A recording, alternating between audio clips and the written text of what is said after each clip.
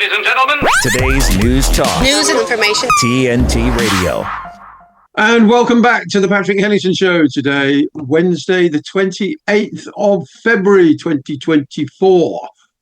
I am Basil Valentine in for Patrick, and I'm delighted to say I'm joined, as we always are on a Wednesday, by investigative journalist Freddie Ponton, all the way from the south of France. Welcome to the programme, Freddie. Well, it's good to be with you, Basil. Thanks, fantastic. Thank you very much for having me. Now, this morning, Ursula von der Leyen addressed the European Parliament. So did the widow of Alexei Navalny. But von der Leyen came out with some extraordinary remarks saying that the threat of war may not be immediate, but it is not ruled out. This, of course, after your president, Emmanuel Macron, earlier in the week said that he was ready to put French troops into Ukraine, directly confronting Russian troops, thereby bringing two nuclear-armed powers into direct confrontation. As far as I'm concerned, war should be ruled out. War between any kind of European army or NATO. I'm not sure who von der Leyen speaks for. She certainly speaks for herself. She has, aggrandized her position into some sort of Empress of Europe, attracting the criticism of Josep Borrell, the EU foreign policy chief at the weekend, who was pushed back against her wrapping herself in the Israeli flag. But it seems she's in lockstep with Stoltenberg about this. They're sort of just holding back from actually saying that they want World War III, but getting as close as they possibly can, Freddie. Yes, it's just bloody appalling. I mean, this is really, the continuity of Monday's meeting, as you just mentioned in Paris, with Macron starting to feel important, when he's clearly not. But the dichotomy of this language and the verbiage these people are using is unbelievable. On one side, they'll tell you that there is no consensus amongst the European states with regards to how to deal with Russia, despite the fact that they obviously cannot accept the defeat of Ukraine, and trying basically to gather the troop in order to get more money from the European taxpayers, and on the other side trying to see whether they can escalate this war, because they've lost on so many fronts and Europe is on the verge of collapsing, and people are now everywhere talking about starting to entertain the idea of getting out of Europe, something we have entertained in France for a very long time. The idea of Brexit and the idea of getting out of NATO and WHO and all these supranational organizations, which have only brought disasters and make us poorer by the day. So I think she's just in that particular continuity. I believe that she definitely would enjoy to have Jens Stoltenberg, which we're going to talk about today.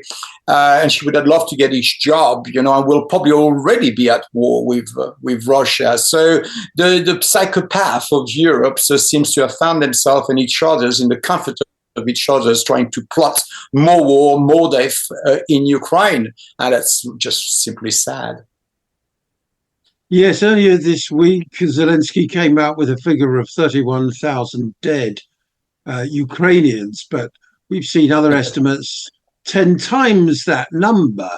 And, from the press ganging, the conscription of women and older people into the Ukrainian army, and the number apparently missing in action, I think the real figure is much higher than 31,000, isn't it, Freddie?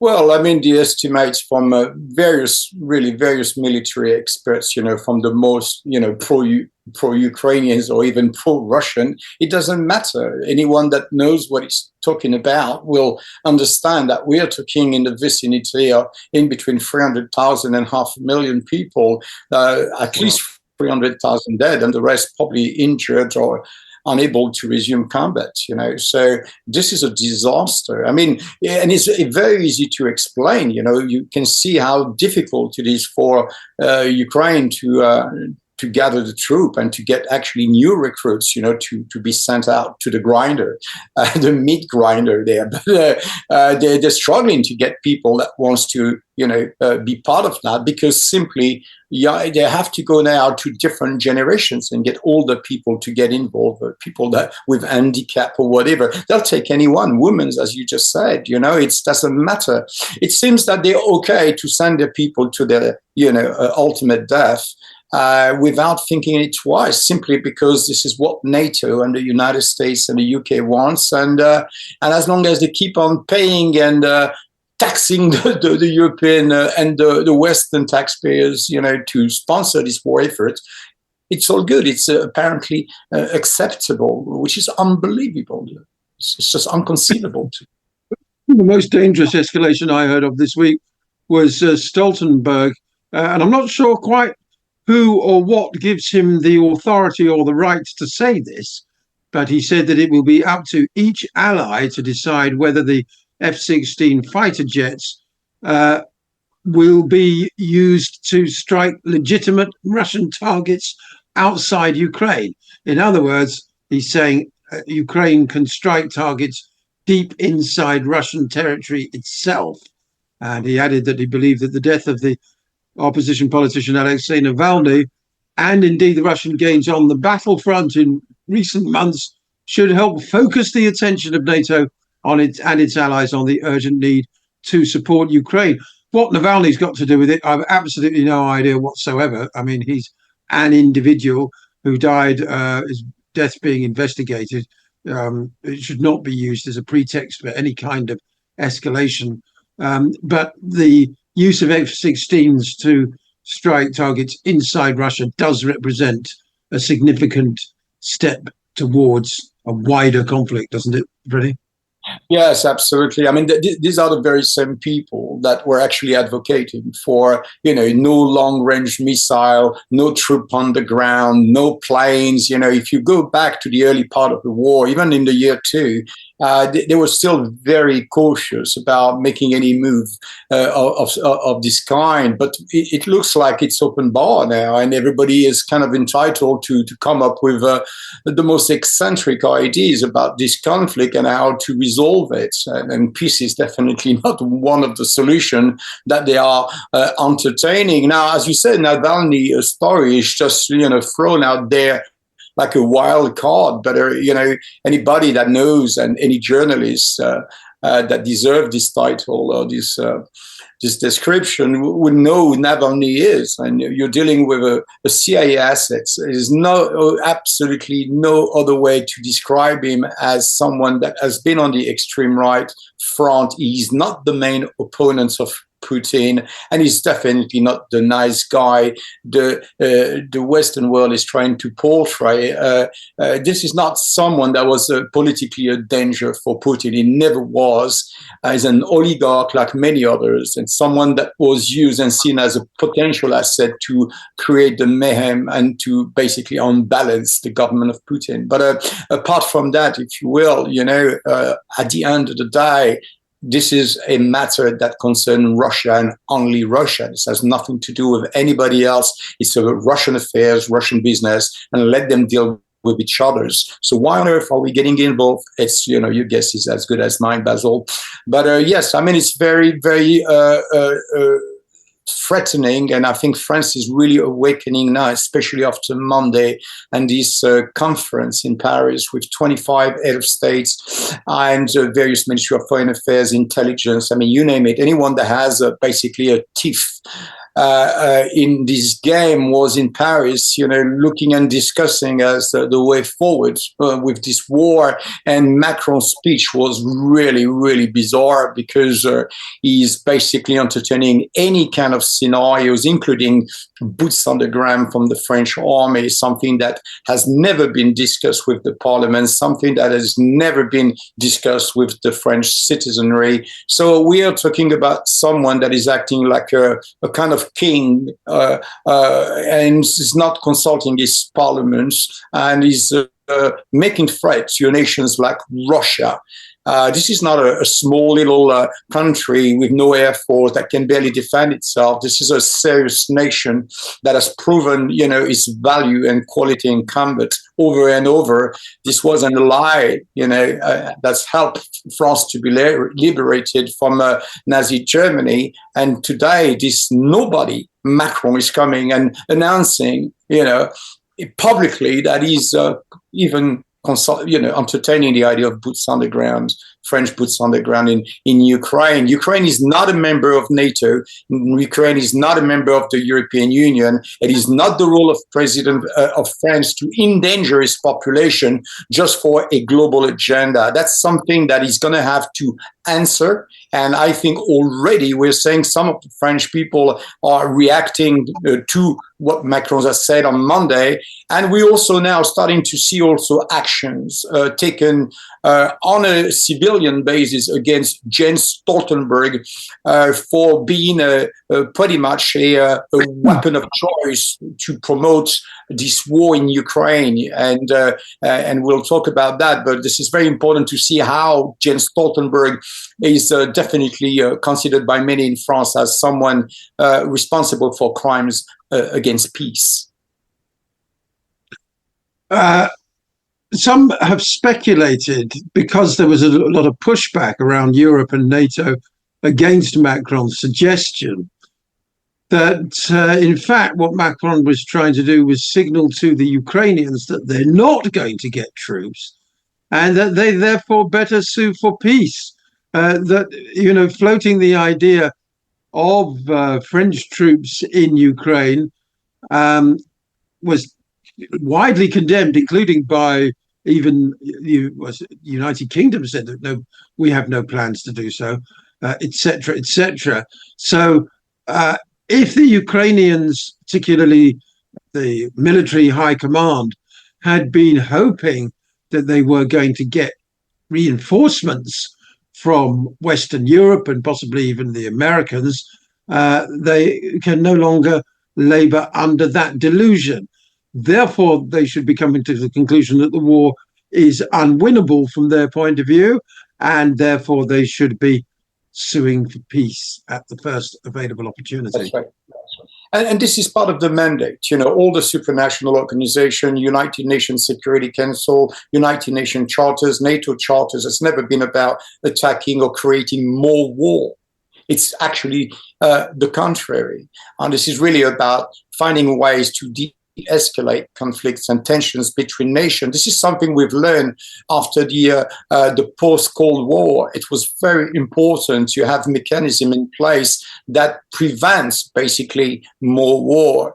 So it's important to reframe what Macron is saying within the context of international law, because we are all subjected as nations and as leaders to international law. And what he's saying goes as France is a member of the United Nations Security Council, a permanent member. So we have extra duty as far as making sure that everything we say and we do remains in line with the Charter of the United Nations and also the Charter of NATO, since we are a member. And in this particular instance, everything that Macron said is completely the opposite of what these charters are reckoning. So I think it's really important now to start to hold people responsible. And I think we're going to see more and more of that across the European Union. People are starting to ask, for accountability, because we have so many of these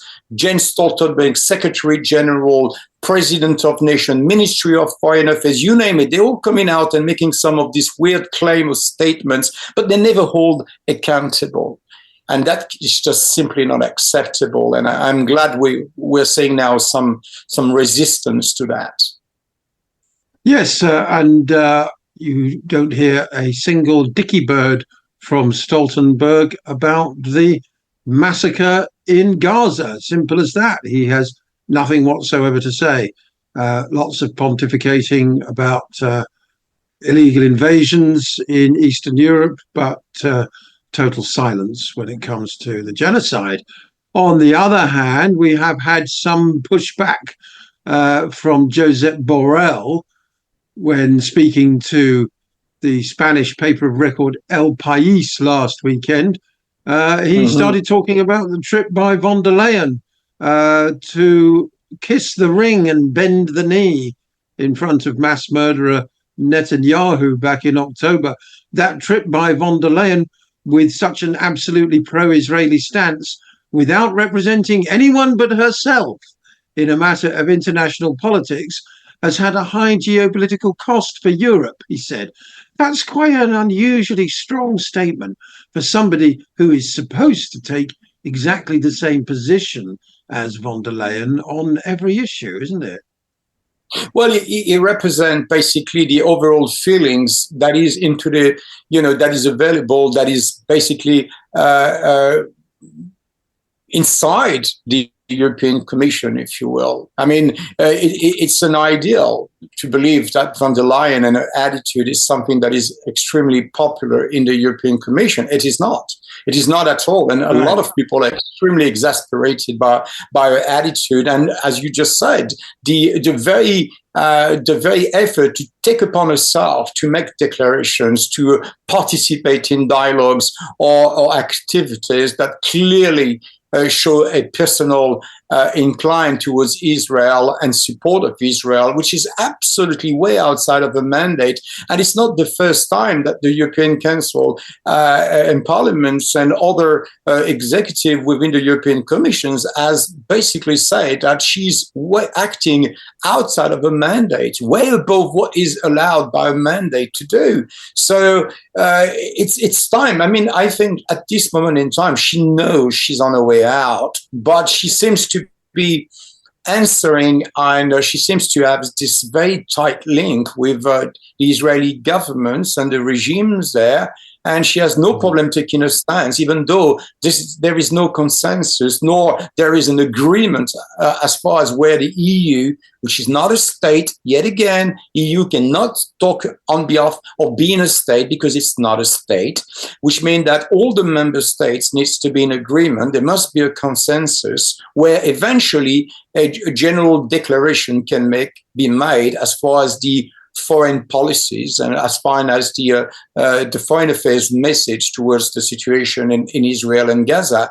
But she has absolutely no right. And actually, as a leader, she should be on the defensive rather than to be on the offensive, just to have that kind of diplomatic attitude towards the problem or the conflict. But she's very engaged. She's like like someone that is an activist rather than just a president of a European Commission. It's a disaster.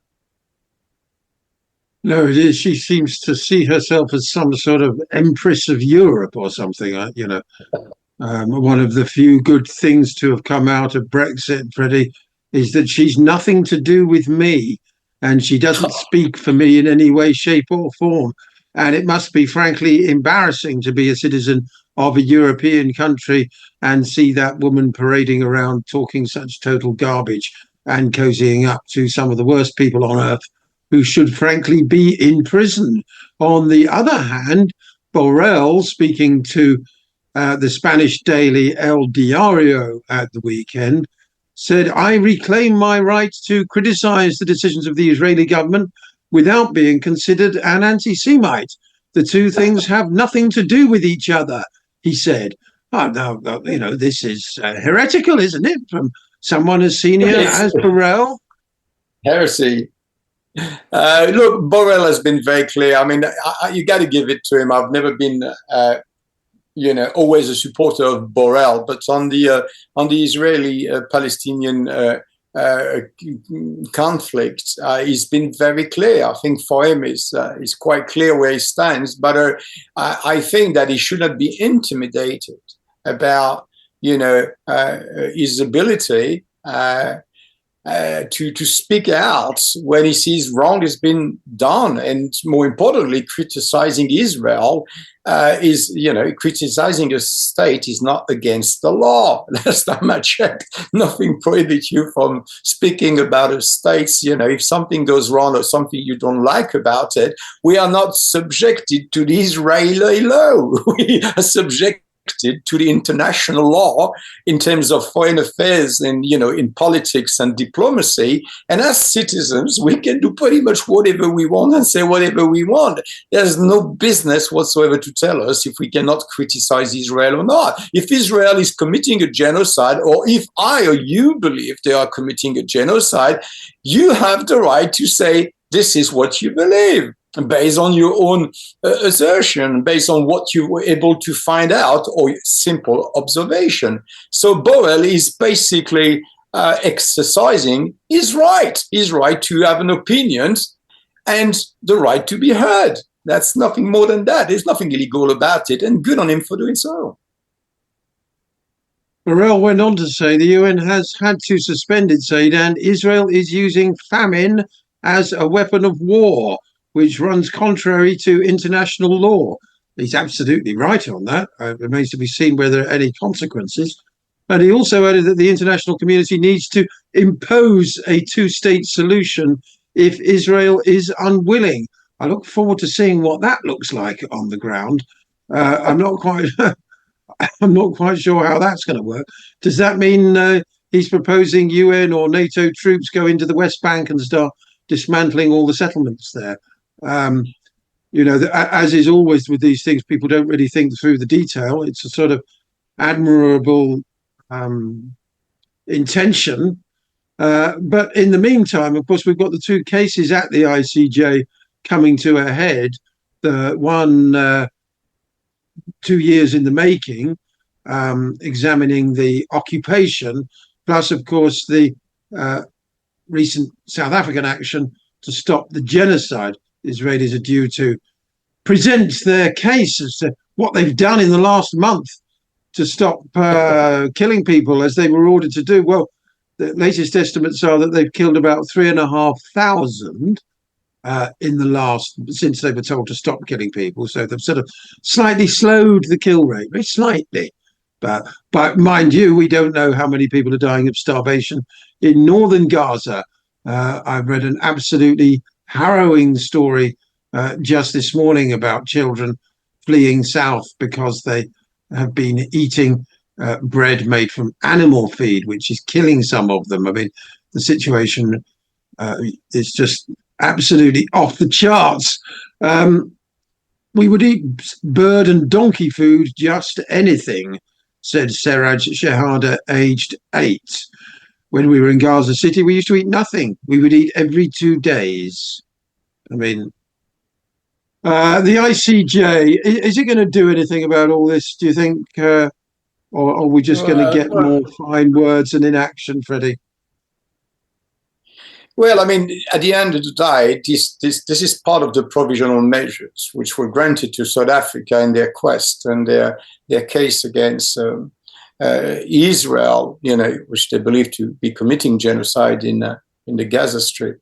So these are part of the file, the docket, if you will, and I'm quite confident that the information which was released by Israel after a month following the court order's ruling, this information has been definitely made available to the South African defense.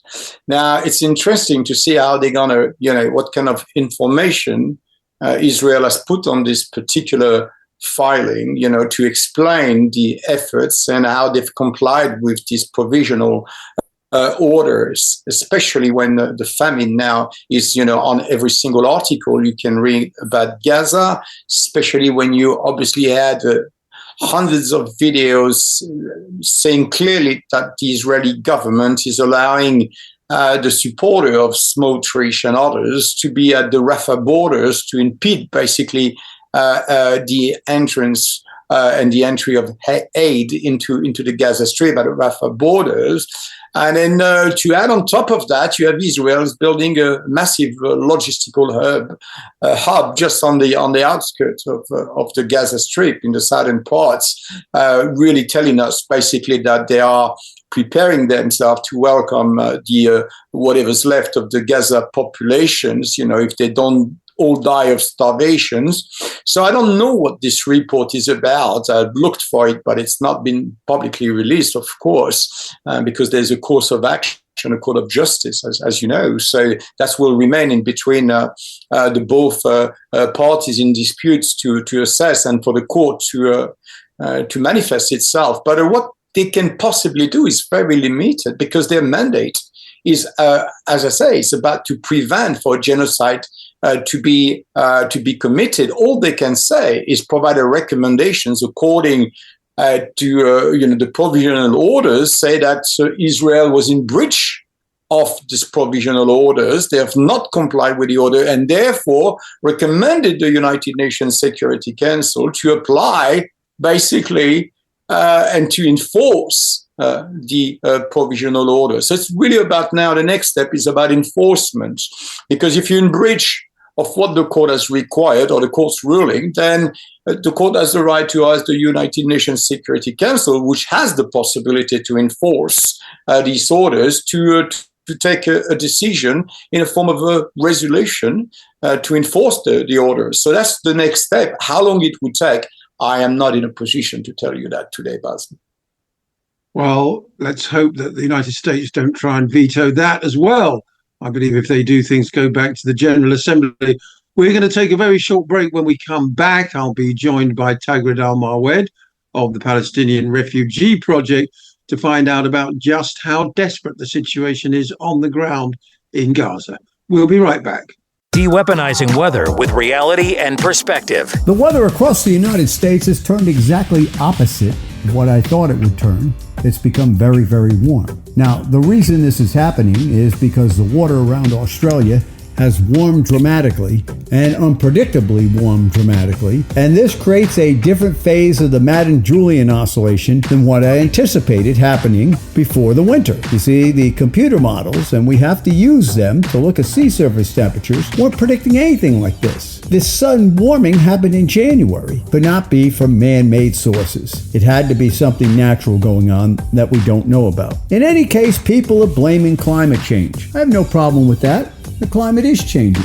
It's been changing. It will always change. But when people start saying you are a denier, all they are doing is using ad hominem attacks to try to equate you with the miserable people that denied what happened in the Holocaust. And that should raise red flags as to what these people are all about. Climate change is real. It is 99.9% natural, and the impact of man has very little to do with it. And there is no denying that. This is TNT Climate and Weather Watchdog, meteorologist Joe Bastardi, asking you to enjoy the weather. It's the only weather you got.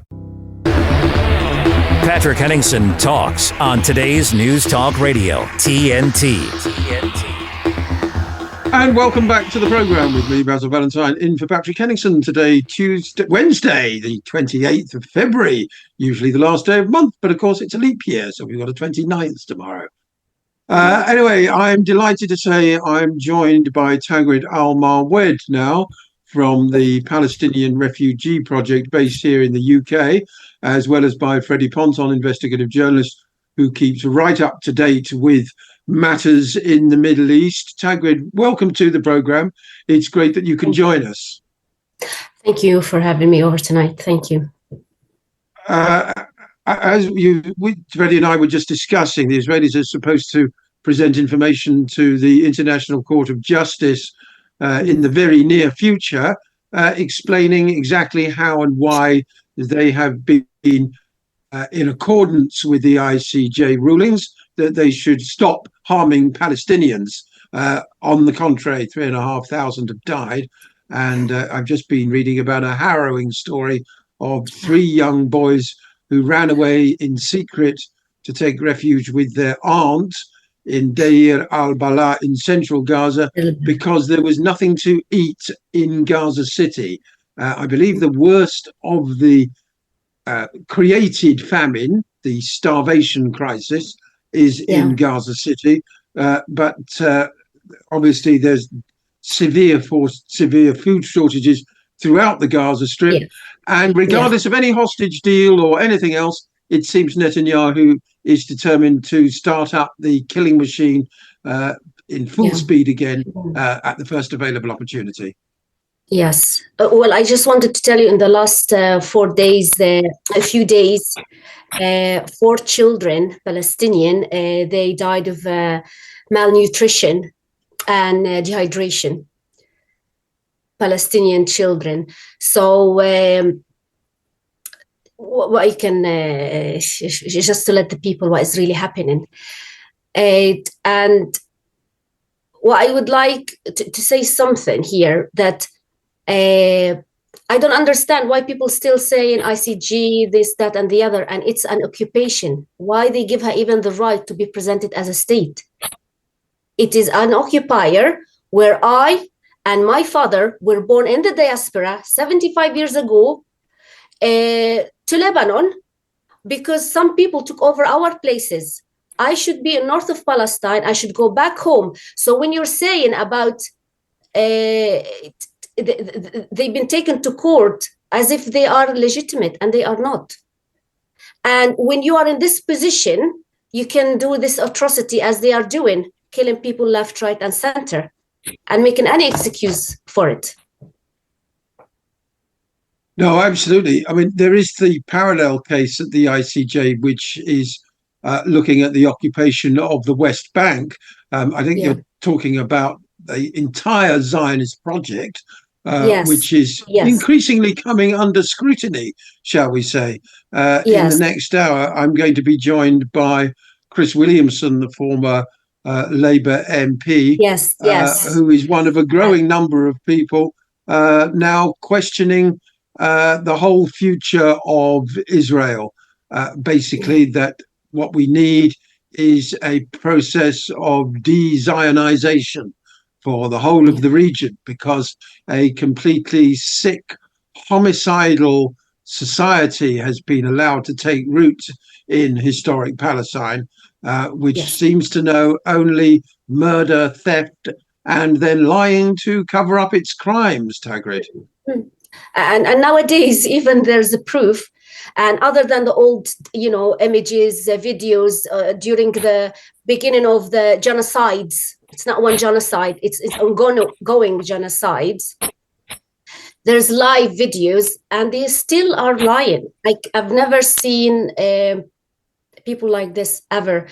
And there's another information. I keep trying my best to make people think of it. It's not October. It's even the killing of the Palestinians didn't start even during the Nakba. It started 1936 or 37, I remember, on the hand of the Zionists, the extremists, which we don't dare say Jewish terrorists or end up criticized or called anti-Semite, but they are allowed to call me as a Muslim and ISIS or Taliban, etc. So we need to remember, when in Haifa and Jaffa they start the killing, it non-stop. So it's ongoing genocide. So why people just making it, narrowing it to Gaza? What about the old days? Don't they have family grieved? Don't they have houses they've lost? We've beyond 130,000 martyrs, Palestinians, on the hand of them. So why now they are counting 30? No, we're not only 30. We're more than 130,000. So that is one of the problems. I want people not only now, look at what is happening now, look before. Because when I moved to the UK, I've never thought that somebody will come say, I've never thought there's a Palestinian refugee exist in Lebanon. So that's a laughter. I've told them I am from Safuri, the village where Mary was born. I'm a woman. I keep resisting and standing. I'll keep fighting. Even now, I've been stopped by some groups, Zionists, because we, Palestinian or pro-Palestine, are a target of Zionism. They're a big attack on me, trying to stop me from being vocal and speaking, and nothing will stop me. Only is this shahada. That's how I was brought up. So no one will stop me.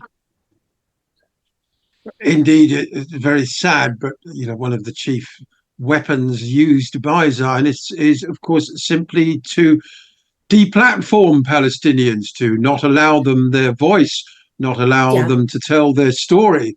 Israel likes to operate in the dark and perpetuate its own myths about creating some sort of wonderful liberal democracy in an area that was previously inhabited only by primitive Arabs and other such racist lies.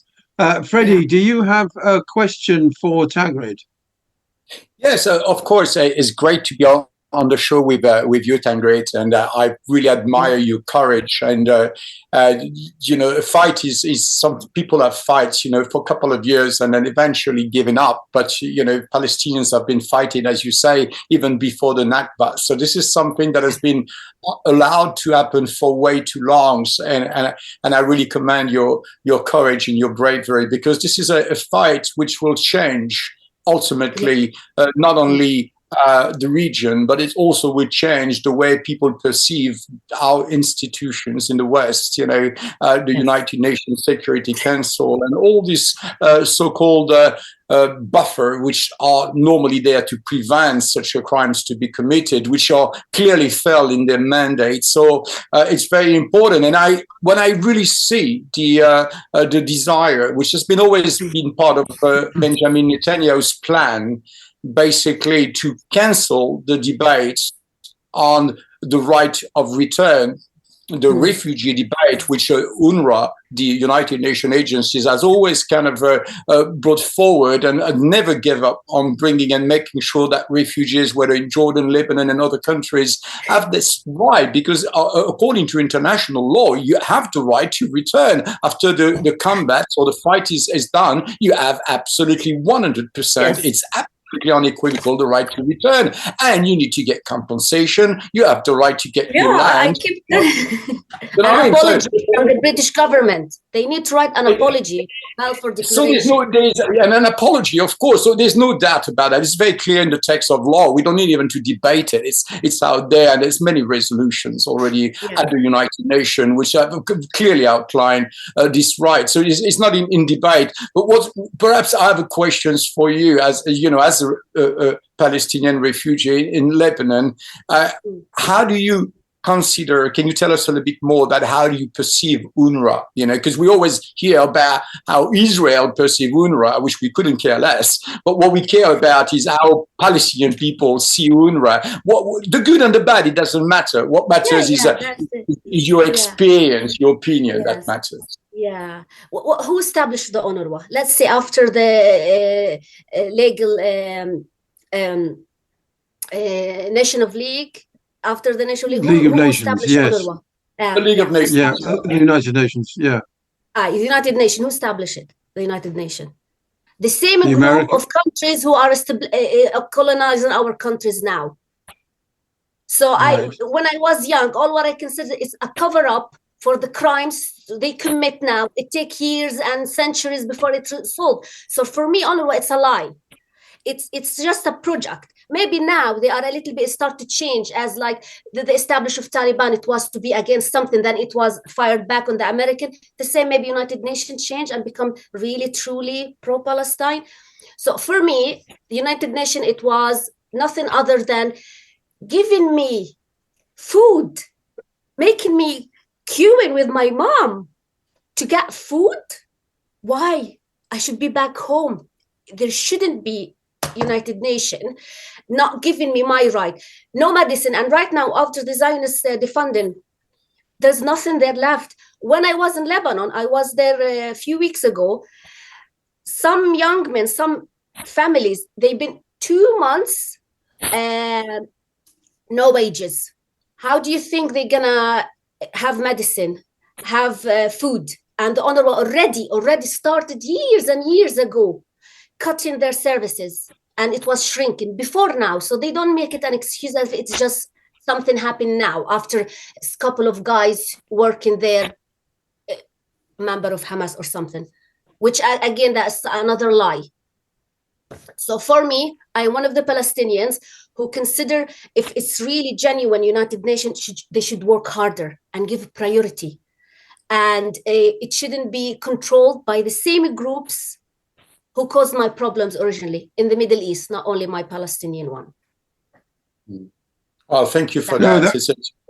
great explanations, and you're making some very interesting point here as well. Is that the focus has always been on taking care of the refugee rather than to actually taking care of bringing them back to their homeland, which was the priority. So it's a very good point you're making. Perhaps what I could contribute in order to maybe give you a view of how I look at the United Nations. I've known them for a very long time, and I work alongside the United Nations, not as a UN employee, but alongside them as a contractor. So I've had a chance to know. What I can tell you is that there is two families in the United Nations. There is the politics of the United Nations and the people on the ground, and they're two different things. So it's difficult to talk about the United Nations just on one side. Political decisions not making a lot of sense, but certainly some people are extremely committed to the Palestinian cause within the United Nations. And for those Freddie, that fight on the ground. We're going to have to hold it there. We'll be right back to continue this conversation after the news at the top of the hour. Don't go away. We'll be right back.